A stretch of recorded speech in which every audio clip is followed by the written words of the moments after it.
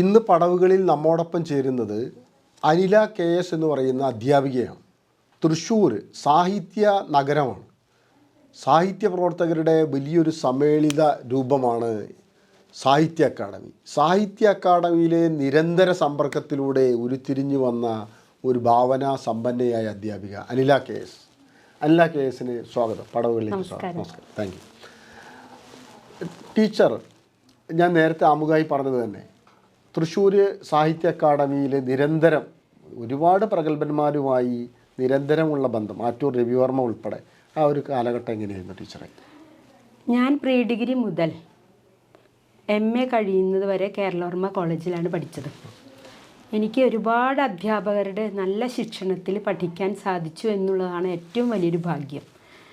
അത് കൽപ്പറ്റ ബാലകൃഷ്ണൻ, കാവുമ്പായി ബാലകൃഷ്ണൻ, ഷൊർണൂർ കാർത്തികേയൻ, പിന്നെ അതേപോലെ തന്നെ PV കൃഷ്ണൻ നായർ സാർ, പിന്നെ Narayana Menon sir, Anilkumar sir, CR Rajagopalan sir, പിന്നെ അതിഥികളായി വരുന്ന അധ്യാപകർ ആറ്റൂർ രവിവർമ്മ സാർ, ഇവരെല്ലാവരും എന്നെ പഠിപ്പിച്ച കളരിയിലാണ് അഭ്യസിച്ചത്. അതെ. ആ അക്ഷരഗുരുക്കളെ എത്തരത്തിലാണ് നമ്മൾ സ്മരിക്കുന്നത്, ടീച്ചറുടെ എഴുത്ത് ജീവിതത്തിൽ പ്രതിഫലിപ്പിക്കുന്നത്? ആ അക്ഷരഗുരുക്കൾ എൻ്റെ എഴുത്ത് ജീവിതത്തിൽ വളരെയധികം സ്വാധീനിച്ചിട്ടുണ്ട്. ഒരു പക്ഷേ അവരുടെ മാർഗദർശനങ്ങൾ തന്നെയായിരിക്കാം എനിക്ക് ഇത്ര നല്ല രീതിയിലൊരു കവിതാ സരണിയിലേക്ക് അല്ലെങ്കിൽ കഥാസരണിയിലേക്ക് ഒരു യാത്ര പുറപ്പെടാനായിട്ട് ഒരു തുടക്കം അവർ തന്നെയാണ്.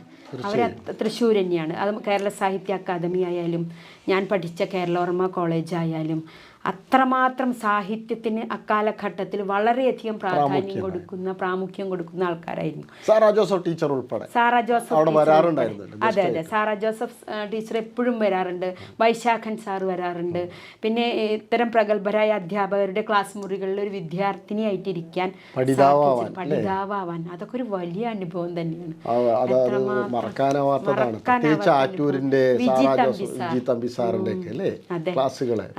വളരെ മനോഹരമാണ് അവരുടെ ക്ലാസ് മുറിയിൽ ഇരിക്കുക എന്ന് പറഞ്ഞാൽ.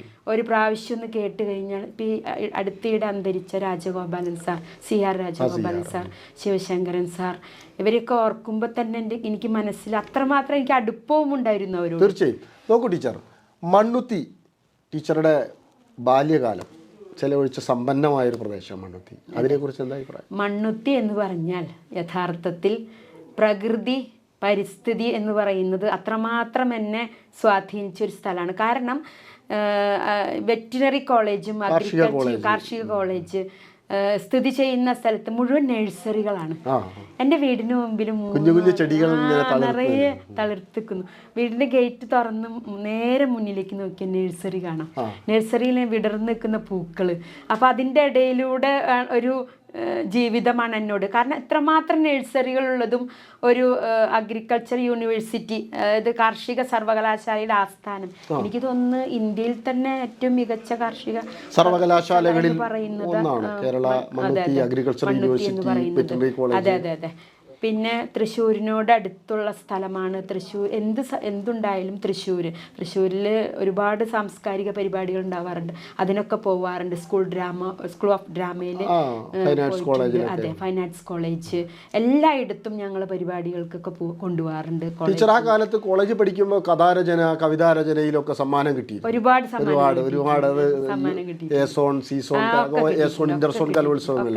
അത് മാത്രമല്ല യൂത്ത് ഫെസ്റ്റിവലുകളിലും കളിലൊക്കെ പരിപാടികളിലൊക്കെ കവിത അവതരിപ്പിച്ചിട്ടുണ്ട്, കഥ അവതരിപ്പിച്ചിട്ടുണ്ട്.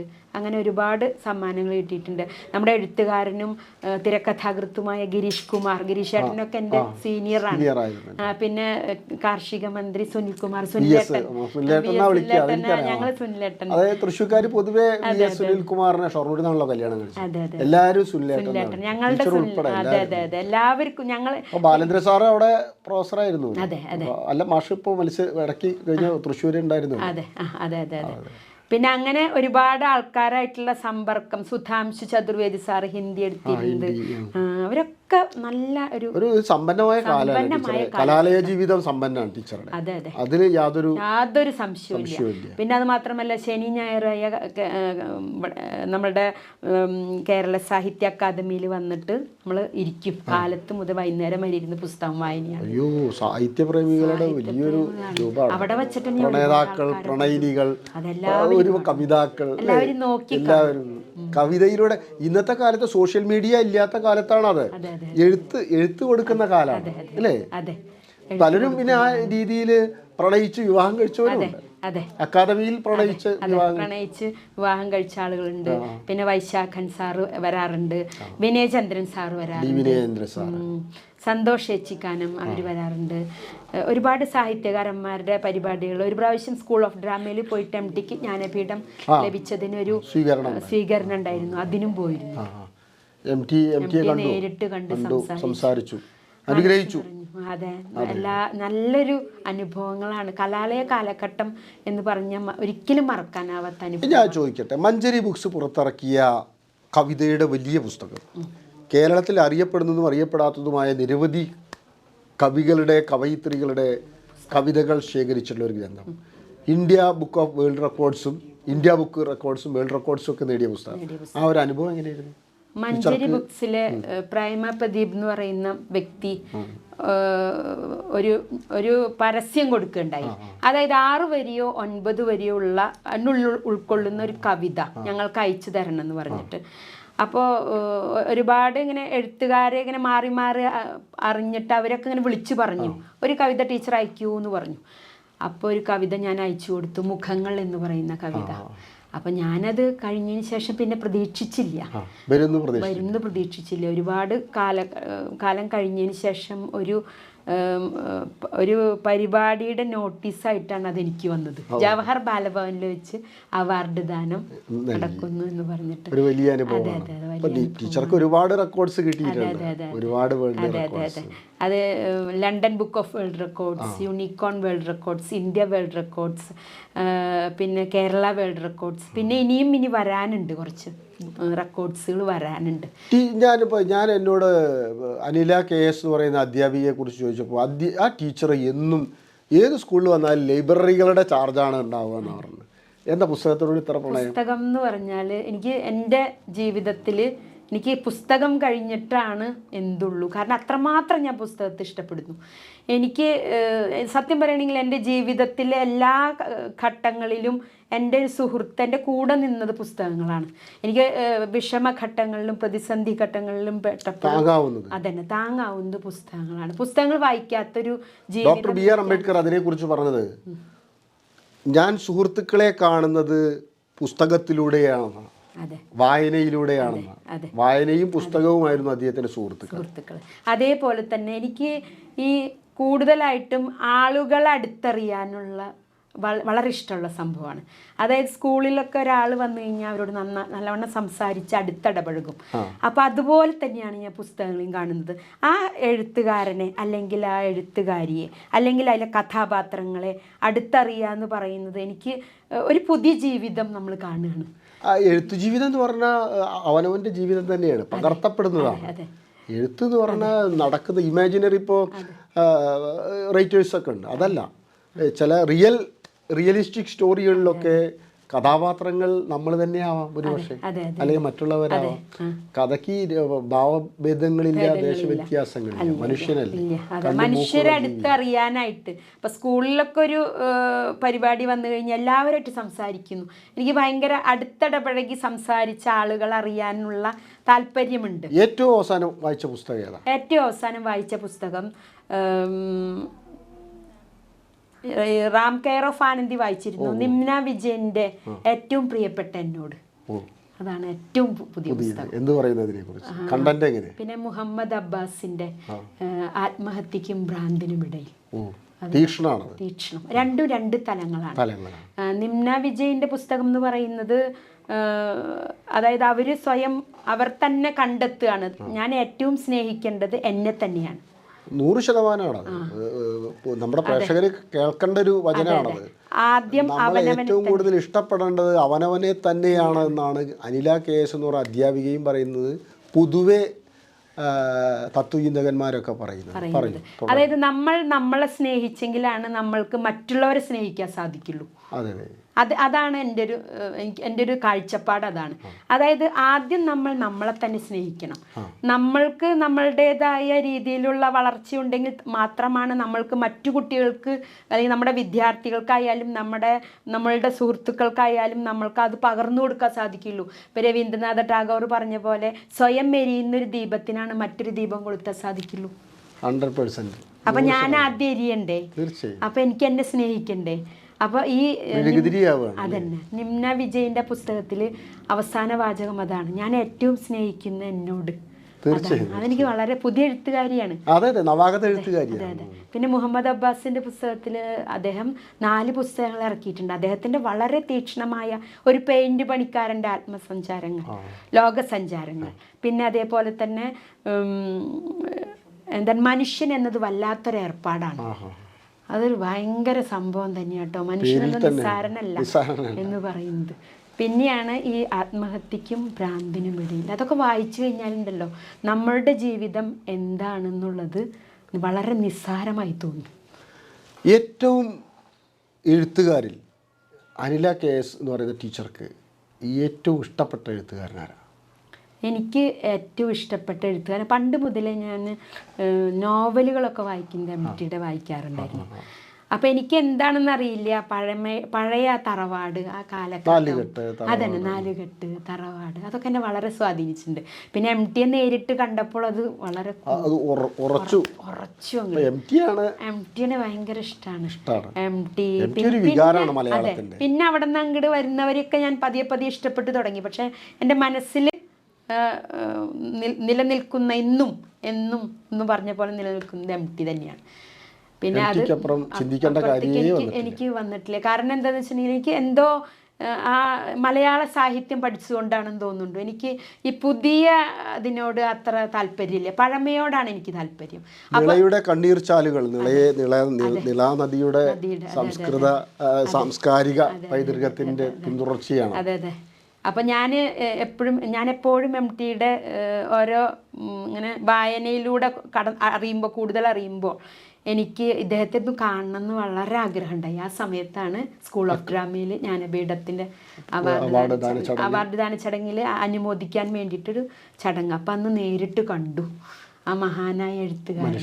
വെറുതെ കേട്ടിരിക്കാൻ വളരെ ഇഷ്ടമാണ്. പിന്നെ മാധവിക്കുട്ടിയെ ഇഷ്ടമാണ്, OV വിജയൻ, C രാധാകൃഷ്ണൻ. അത് സത്യം പറഞ്ഞിട്ടുണ്ടെങ്കിൽ ഒരു വായിക്കാത്ത പുസ്തകങ്ങളില്ല.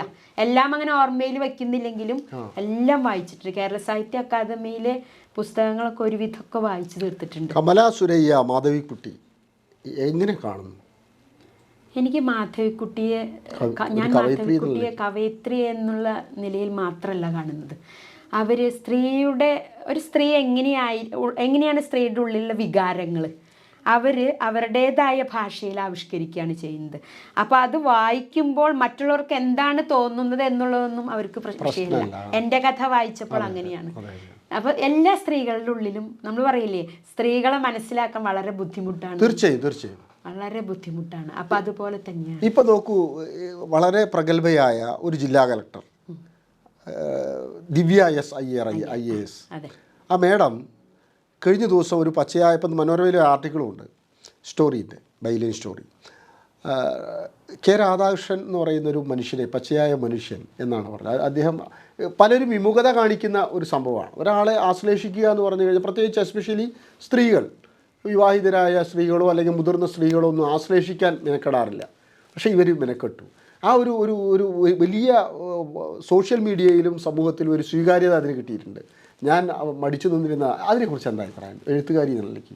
എനിക്ക് നമ്മുടെ സ്നേഹം പ്രകടിപ്പിക്കാനായിട്ട്, അതായത് ഒരാളോടുള്ള സ്നേഹവും ബഹുമാനവും പ്രകടിപ്പിക്കാനായിട്ട് നമുക്ക് പല വഴികൾ സ്വീകരിക്കാറുണ്ട്.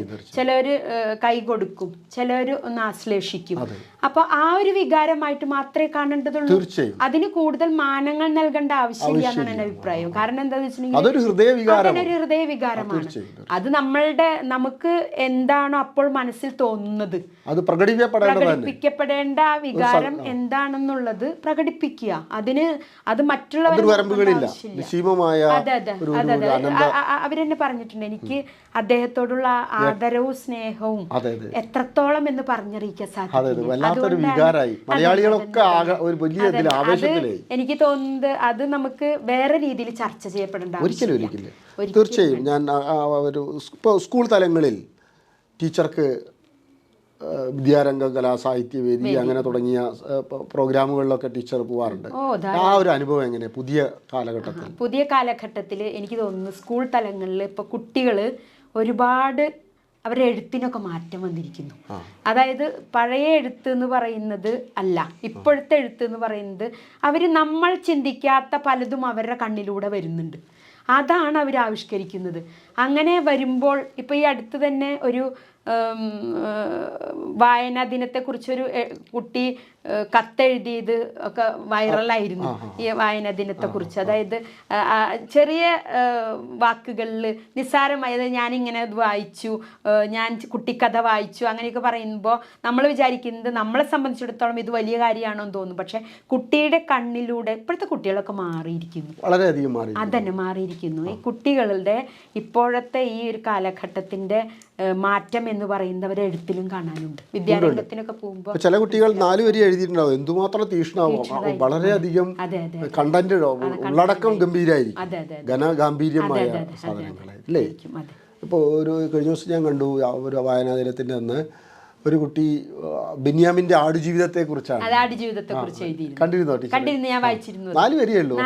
അതായത് നമ്മൾ എന്താണോ ഈ വലിയ നോവലിൽ പറഞ്ഞത് അത് 4 വരിയിൽ ചുരുക്കി. അത് വളരെ വളരെ സിമ്പിളാണ്.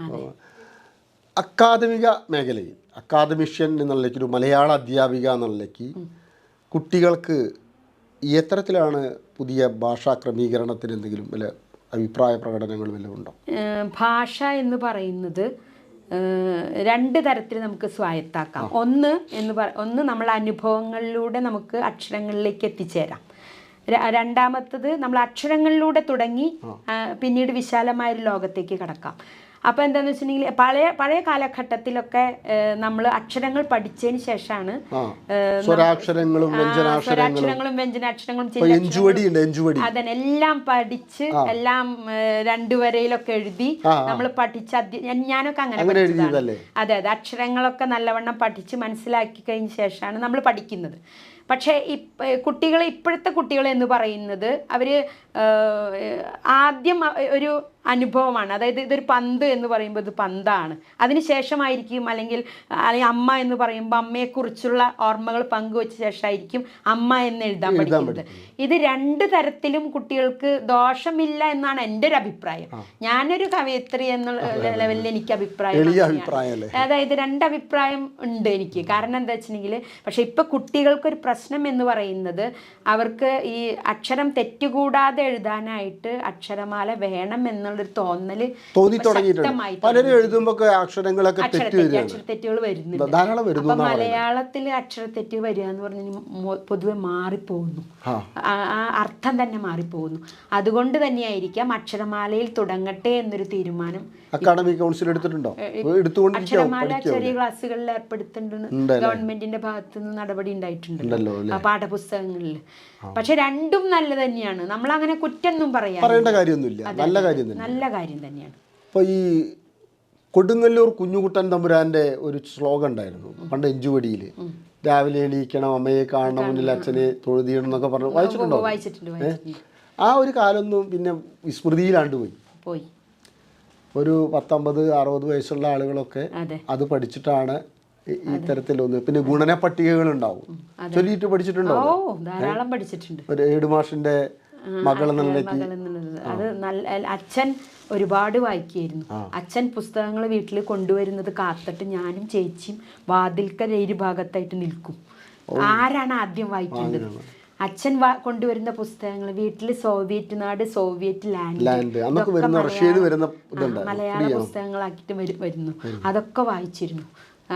ഗോർബച്ചേവിൻ്റെ കാലഘട്ടം അതൊക്കെ. അപ്പോൾ ഇത് കൊണ്ടുവരുന്നത് കാത്ത്. പിന്നെ എൻ്റെ ഒരു 1 മുതൽ 4 വരെ പഠിപ്പിച്ച അധ്യാപിക സാവിത്രി ടീച്ചർ, അവർ എപ്പോഴും എനിക്ക് ഉച്ച സമയത്ത് പുസ്തകങ്ങൾ തരും വായിക്കാനായിട്ട്. എന്നിട്ട് എന്നോട് ഉറക്കെ വായിച്ച് കേൾപ്പിക്കാൻ പറയും. സാവിത്രി ടീച്ചറും അച്ഛനുമാണ് വായനാലോകത്തിലേക്ക് കൊണ്ടുവന്നത്. അതെ. പിന്നെ മത്സരങ്ങളിലേക്ക് കൊണ്ടുവന്നത് കൊച്ചുമേരി എന്നൊരു ടീച്ചർ, കൊച്ചുമേരി ടീച്ചർ എവിടെ? UP സ്കൂളിൽ 6-7 മണ്ണുത്തിയില്ല. അത് ഞങ്ങള് ഈ സന്തോഷ് കുമാറിന്റെ നാടായ പട്ടിക്കാട് ഞങ്ങളുടെ മണ്ണുത്തി അടുത്ത് തന്നെ പട്ടിക്കാട്. നമ്മുടെ എഴുത്തുകാരൻ സന്തോഷ് കുമാറിന്റെ നാടാണ് പട്ടിക്കാട്. അവിടെയായിരുന്നു അച്ഛനും അമ്മയൊക്കെ 10-25 വർഷത്തോളം.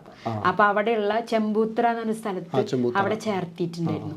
അവിടെ ഈ ടീച്ചർ, കൊച്ചുമേരി ടീച്ചർ, എല്ലാ മത്സരങ്ങൾക്കും എന്നെ കൊണ്ടുപോകും. ടീച്ചർ ഉച്ച സമയത്ത് വിളിച്ചിട്ട് പറയും, കുട്ടി ഞാൻ 4-5 വിഷയങ്ങൾ തരാം, വേഗം കഥ എഴുതുന്നു.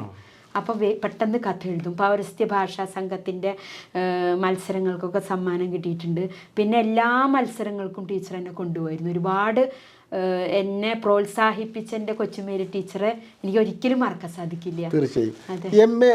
MA ബിരുദാനന്തര ബിരുദത്തിനൊക്കെ പഠിക്കുമ്പോൾ ഒരു 10 കുട്ടികൾ അല്ലെങ്കിൽ 6-7 കുട്ടികളെ കാണും അല്ലേ ബാച്ചിൽ? അതെ അതെ. MA ഏതായിരുന്നു? വ്യാകരണമായിരുന്നു? MA മലയാളം തന്നെ. എല്ലാം മലയാളം തന്നെയാണ്. അപ്പോൾ പ്രീ ഡിഗ്രി കഴിഞ്ഞപ്പോൾ എനിക്ക് ഫസ്റ്റ് ഗ്രൂപ്പിനും സെക്കൻഡ് ഗ്രൂപ്പിനും ഇത് കിട്ടിയതാണ്. മലയാളത്തിനോടുള്ള താല്പര്യം, അഭിനിവേശം കൊണ്ടാണ് ഈ BA BEd ഒക്കെ ചെയ്യണം, PhD എടുക്കണം മലയാളത്തിൽ ആഗ്രഹം ഉണ്ടായോ? ആഗ്രഹങ്ങൾ ധാരാളം ഉണ്ട്, ഒരുപാടുണ്ട്. പിന്നെ അതിന് സാധിച്ചില്ല എന്നുള്ളതാണ് വാസ്തവം. നമ്മൾ സ്ത്രീകൾക്ക് സാധാരണ സംഭവിക്കുന്നത് തന്നെയാണ്. പിന്നെ ജീവിതത്തിൻ്റെ കുത്തൊഴുക്കിൽ പെട്ട് അങ്ങനെ പോയി. അങ്ങനെയാണ് ഈ മലയാളത്തിൽ വ്യാകരണങ്ങൾ, വൃത്തങ്ങൾ, ഈ വൃത്തങ്ങളിൽ കവിത എഴുതുന്ന ആളുകളുണ്ട്, വൃത്തത്തിനപ്പുറം എഴുതുന്നവരുണ്ട്. എങ്ങനെ കാണുന്നു അത്? ആധുനിക കവികൾ വൃത്തമൊന്നുമില്ല. അത് ആധുനിക കവികൾക്ക് വൃത്തം, ഞാനും അങ്ങനെ വൃത്തമില്ലാതെ എഴുതുന്ന ആളാണ്. അതിൽ കുഴപ്പമൊന്നുമില്ല. ഇല്ല, കുഴപ്പമൊന്നുമില്ല. ആശയമൊക്കെ നല്ലത് തന്നെയാണ്. പക്ഷെ എനിക്ക് പഴയ കവികളുടെ വൃത്തത്തോടു കൂടിയിട്ടുള്ള കവിതകളെല്ലാം ഒന്നിനോടൊന്ന് സാദൃശ്യം ചൊന്നാൽ ഉപമയാമത് ഇപ്പോഴും നമ്മൾ ഉപമ പ്രയോഗിക്കുന്നുണ്ട്. പക്ഷെ വൃത്തം നോക്കുന്നില്ല എന്ന് മാത്രം. ശ്ലതകാകളി വൃത്തത്തിൽ രണ്ടാം പാദ്യത്തിൽ മധ്യത്തിൽ രണ്ടക്ഷരം കുറഞ്ഞിടില്ല, അത് മഞ്ചരിയായിടുന്നൊക്കെ പറയുന്നില്ല. അതൊക്കെ പഠിക്കുന്നുണ്ട്. അത് നാരായണ മേനോൻ മാഷ പഠിപ്പിച്ചു. അതുകൊണ്ട് ഇപ്പോഴും ഓർമ്മയിലുണ്ട്. മണിപ്രവാളം വായിച്ചിട്ടുണ്ടോ? മണിപ്രവാളമൊക്കെ വായിച്ചിട്ടുണ്ട്. ശ്ലോകം അറിയോ? അത് കാണാതെ ചൊല്ലാന്ന് വെച്ചാൽ കുറച്ച് ബുദ്ധിമുട്ടാണ്. അത് പോയി, കയ്യിൽ നിന്ന് പോയി. അതാണ് മണിപ്രവാള കൃതികളൊക്കെ. ഉദാഹരണത്തിന് ചന്ദ്രോദയം, പിന്നെ ചന്ദ്രോത്സവം, പിന്നെ അതേപോലെ തന്നെ ഉണ്ണിനീലി സന്ദേശം, ഉണ്ണിച്ചിരിദേവി ചരിതം, ഇതൊക്കെ പഠിച്ചിട്ടുണ്ട്, വായിച്ചിരുന്നു. അതൊക്കെ ഒരുപാട് പഠിക്കുകയും വായിക്കുകയും ചെയ്ത് നല്ലവണ്ണം പഠിപ്പിച്ചിട്ടുണ്ട്. ടീച്ചർ ഒരു കവിതയുടെ പൂശിയല്ല നമുക്ക് നമ്മുടെ ആളുകൾക്ക് കേൾക്കാൻ? തീർച്ചയായിട്ടും. ടീച്ചർ ഒരു കവിത ചൊല്ലുന്നുണ്ട്, അനില KS. ഇത് കവിത നല്ല ഈണത്തോടു കൂടി ഒരു കവിതയാണ്, പ്രകൃതി വർണ്ണനയാണ്. നിഴൽ ചിത്രം എന്നാണ് കവിതയുടെ പേര്. ഒരു കുഞ്ഞു പൂവിൻ മൗന നൊമ്പരം ഹിമകണമായി ദലങ്ങളിലിരുന്നു വീണു. ഒരു കുഞ്ഞു പൂവിൻ മൗന നൊമ്പരം ഹിമകണമായി ദലങ്ങളിലിരുന്നു വീണു. അകലെ ഗഗനസീമയിൽ അലയും പക്ഷിതൻ നറുതൂവൽ പതിയെ ഉലഞ്ഞുതിർന്നു. അകലെ ഗഗനസീമയിൽ അലയും പക്ഷിതൻ നറുതൂവൽ പതിയെ ഉലഞ്ഞുതിർന്നു. വെൺപുളിനങ്ങളിൽ പൊൻവെയിൽ ചില്ലകൾ വരവർണ്ണ ബിംബങ്ങൾ കോറിമായ്ച്ചു. തഴുകിത്തലോടാൻ കൊതിച്ചൊരിളം കാറ്റൊരൻ തരളകപോലങ്ങൾ തൊട്ടുണർത്തി. തഴുകിത്തലോടാൻ കൊതിച്ചൊരിളം കാറ്റൊരൻ തരളകപോലങ്ങൾ തൊട്ടുണർത്തി. വിട പറയാനണഞ്ഞൊരപ്പൂപ്പൻ താടിയൻ നെറുകയിൽ മുഗ്ധമായുമ്മ വച്ചു. ഒരു നേർത്ത ഗദ്ഗതം ചിന്നി കുളിരോളങ്ങൾ തുടുവിരൽ തുമ്പിലൂടൂർന്നിറങ്ങി. അകലെ നിന്നേതോ പഴമ്പാട്ടിനീണങ്ങൾ ശ്രുതി താളമിട്ടെങ്ങോ മാഞ്ഞുപോയി.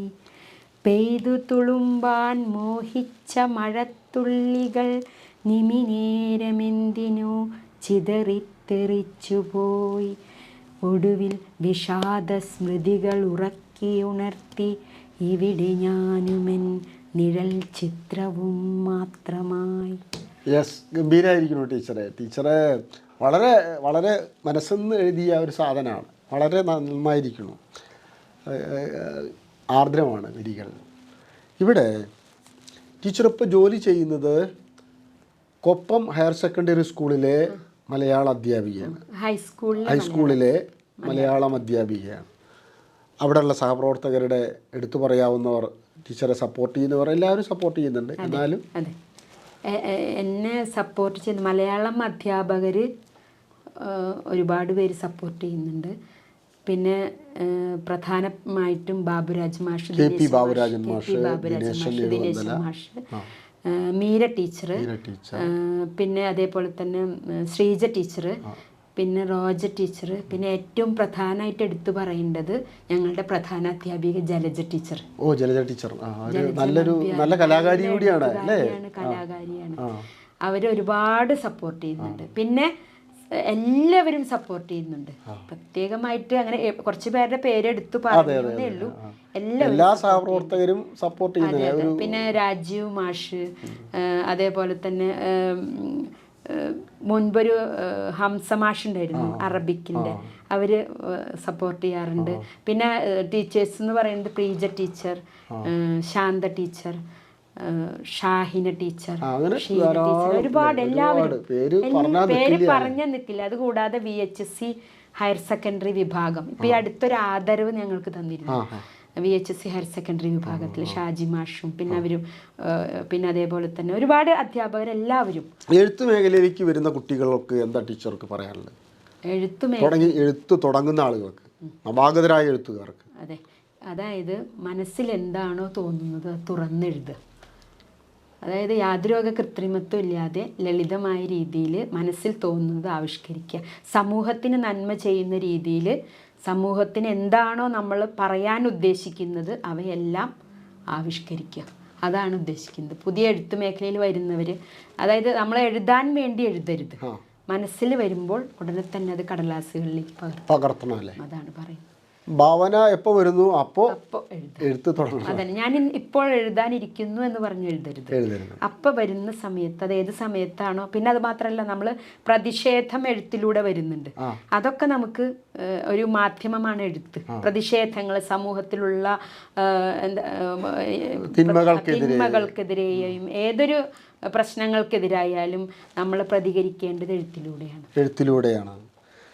നിരവധിയായ ഗ്രന്ഥശാലകളിൽ ഒരുപാട് ആനുകാലികങ്ങളിൽ ടീച്ചറുടെ പ്രസിദ്ധീകരണങ്ങൾ, കഥകൾ, കവിതകളൊക്കെ വരാറുണ്ട്. ഇതൊക്കെ ഇപ്പോൾ 52ഓളം കവിതകൾ സ്റ്റോക്കാണെന്നാണ് പറഞ്ഞത്. എങ്ങനെ സമയം കിട്ടുന്നത്? സമയം ഞാൻ എല്ലാവരും ഉറങ്ങിക്കഴിഞ്ഞ് കഴിഞ്ഞിട്ട് വായിക്കാനുള്ള പുസ്തകങ്ങളൊക്കെ വായിക്കുന്നത് അപ്പോഴാണ്. പിന്നെ അതേപോലെ തന്നെ എനിക്കിങ്ങനെ ഒറ്റയ്ക്ക് ഇരുന്നുമ്പോഴാണ് എഴുത്ത് വരുന്നത്. അപ്പോൾ എല്ലാവരും ഉറങ്ങിക്കഴിഞ്ഞാൽ ഞാൻ എഴുതാനായിട്ട്, പിന്നെ ഒന്ന് എഴുതണമെന്ന് തോന്നിക്കഴിഞ്ഞാൽ അപ്പം തന്നെ വന്നിട്ട് ആ പണി അവിടെ നിർത്തി വെച്ചിട്ട് ഉടനെ ആ 2 വരി എഴുതി വയ്ക്കും. എന്നിട്ട് പിന്നീട് അത് ക്രോഡീകരിച്ചിട്ടാണ് എഴുതുന്നത്. ഇപ്പോൾ ഈ വനിതാ ദിനത്തിൽ കാലത്ത് എണീറ്റപ്പോൾ ഒരു തോന്നലുണ്ടായി, വനിതകൾ മാർച്ച് 8-ന് ഒരു കവിത കൊണ്ട് എഴുതിയാലോ. കാരണം വനിതാ ദിനത്തിൽ എപ്പോഴും നമ്മൾ കണ്ണീരിൻ്റെ വനിതകളുടെ കവിതകളാണ് നമ്മൾ കണ്ടിട്ടുള്ളത്. എന്നാൽ അതിനെല്ലാം ഒരു മറികടന്ന് ഒരു പോസിറ്റീവായിട്ടൊരു കവിത എഴുതിയെങ്കിലോ എന്നൊരാലോചന വന്നു. അപ്പോൾ ഉടനെ തന്നെ ഒരു കവിത എഴുതി. അതാണ് ഒരു ഒറ്റമരം എന്ന് പറയുന്നത്. അതിലുണ്ട് ഒറ്റമരം. ടീച്ചറുടെ ഒറ്റമരം എന്ന് കേട്ടോളൂ കേട്ടോ. അതെ, നല്ല കവിത. ടീച്ചറുടെ ഒറ്റമരം. അവൾ ഒരു ഒറ്റമരമാണ്, വർഷാന്തരങ്ങളിൽ നോവിലകൾ തല്ലിക്കൊഴിക്കുന്ന ഉടലിൽ വ്രണമുറഞ്ഞ് മുറിപ്പാടുകൾ കോറി തൊലിയടരുമ്പോഴും കണ്ണീരൊളിപ്പിച്ച്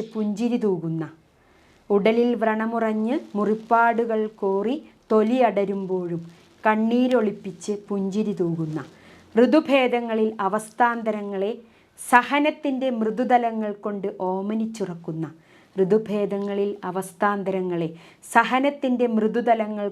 ഓമനിച്ചുറക്കുന്ന സർവസാക്ഷിയായി പരിഭവത്തിൻ്റെ കുളിരു ചുറയാതെ മനസ്സിനെ സാന്ത്വന ശിഖരങ്ങൾ കൊണ്ട്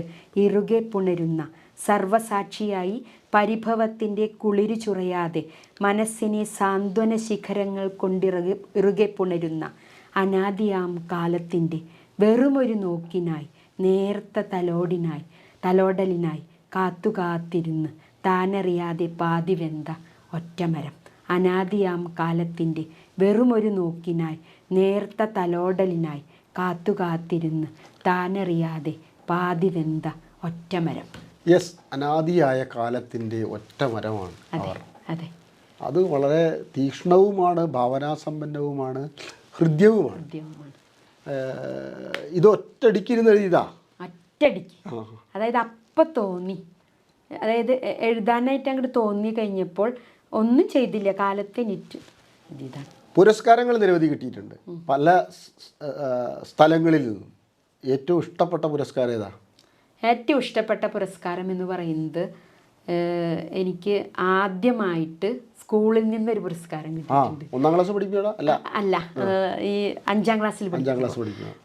ഇതേപോലെ തന്നെ അസംബ്ലിയിൽ വെച്ച് ഈ പൗരസ്ത്യ ഭാഷാ സംഘത്തിന്റെ കഥാരചനയ്ക്ക് പോയി. കൊച്ചുമേരി ടീച്ചറാണ് കൊണ്ടുപോയതും. കൊച്ചുമേരി ടീച്ചർ തന്ന പുരസ്കാരം, അത് എനിക്ക് തോന്നുന്നു ഏതൊരു പുരസ്കാരത്തിനേക്കാളും മീതെ, വേൾഡ് റെക്കോർഡായാലും ഇപ്പൊ യൂത്ത് ഫെസ്റ്റിവലുകളിലും 1ാം സമ്മാനം കിട്ടിയതായാലും അല്ലെങ്കിൽ കോളേജുകളിൽ, അതിനേക്കാളൊക്കെ മീതെ നിൽക്കുന്നത് കൊച്ചുമേരി ടീച്ചർ അന്ന് എനിക്ക് സമ്മാനിച്ച ആ പുരസ്കാരമാണ്.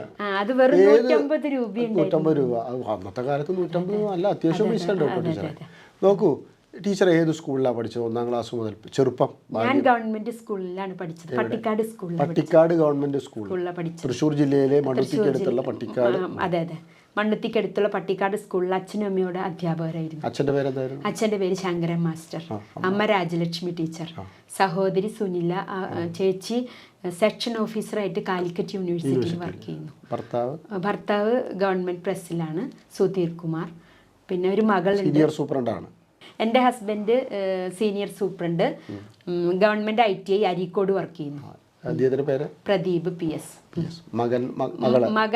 മകൾ അനഘപ്രിയ. അപ്പൊ ആ കുട്ടിയാണ് ഇപ്പൊ പരീക്ഷ എഴുതിയിട്ട്, നീറ്റ് എഴുതിയിട്ട് ഇപ്പൊ റിസൾട്ടിന് കാത്തു നിൽക്കുന്നു. പിന്നെ മകൻ അനന്തപത്മനാഭൻ പഠിക്കുന്നു. പുതുതായി എന്തെങ്കിലും പറയാനുണ്ടോ നമ്മുടെ പ്രേക്ഷകരോട് ടീച്ചർക്ക്? വായന തുടരുക, എഴുത്ത്, വായന എന്നിവയെല്ലാം ഒരേ സമയം മുന്നോട്ട് കൊണ്ടുപോവുക. പിന്നെ എല്ലാവരും നല്ലവണ്ണം വായിക്കുക, നമ്മുടെ ഭാഷയെ, മലയാള ഭാഷയെ സ്നേഹിക്കുക. പിന്നെ അതോടൊപ്പം ഈ ഒരു അഭിമുഖത്തിന് എന്നെ ഇവിടെ ക്ഷണിച്ച സാറിനും, വായനാ പക്ഷാചരണവുമായി ബന്ധപ്പെട്ടിട്ടാണ് പ്രേക്ഷകരെ അനില KS എന്ന് പറയുന്ന കവയിത്രി വന്നിരിക്കുന്നത്. വായനാദിന സന്ദേശം കൂടി ടീച്ചർ പറഞ്ഞു. അതായത് വായിച്ചു വളരുക, ചിന്തിച്ച് വിവേകം നേടുക എന്ന PN പണിക്കരുടെ സന്ദേശം നമ്മൾ ജീവിതത്തിലും പ്രാവർത്തികമാക്കേണ്ടതുണ്ട്. വായന എന്ന് പറയുന്നത് ഒരു തപസ്യയായി എടുക്കണം.